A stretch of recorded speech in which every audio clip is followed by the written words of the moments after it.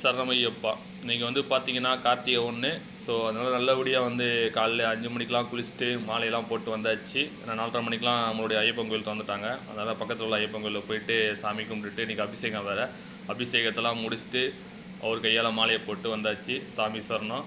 இந்த கார்த்திகை மார்கழி 2 மாதங்களும் வந்து பார்த்திங்கன்னா நல்லபடியாக மாலை போட்டு நல்லபடியாக எல்லா அனைத்து பக்தர்களும் நல்லபடியாக போயிட்டு வர வேண்டும். ஏன் சொல்கிறேன்னா ரொம்ப கவனமாக நம்ம இருக்கணும். மாலை போட்டதுக்கப்புறம் மாலை போட்டு என்னென்ன விரதங்களை கடைப்பிடிக்கணும், எப்படி எப்படி இருக்கணும் அப்படிங்கிறது வந்து பார்த்திங்கன்னா என்னோடய யூடியூப் சேனலில் நான் வந்து நிறையா வீடியோ போடுவேன். மறக்காமல் நம்மளோட யூடியூப் சேனலாக ஃபாலோ பண்ணுங்கள்.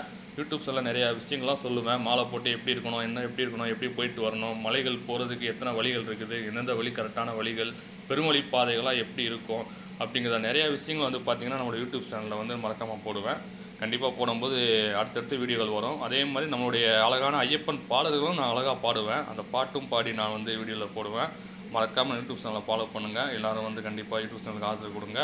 சாமி சரணம் ஐயப்பா. இன்றைக்கி வந்து கார்த்திகை 1னால உங்கள்கிட்ட பேசுகிறேன். மாலை போட்டு தான் அந்த மாதிரி பேசணுன்ட்டு இருந்தேன். அதனால் பேசுகிறேன். நம்ம எப்பயும் போல் நம்ம யூடியூப் சேனலில் உங்களை மீட் பண்ணுவோம். சாமி சரணம்.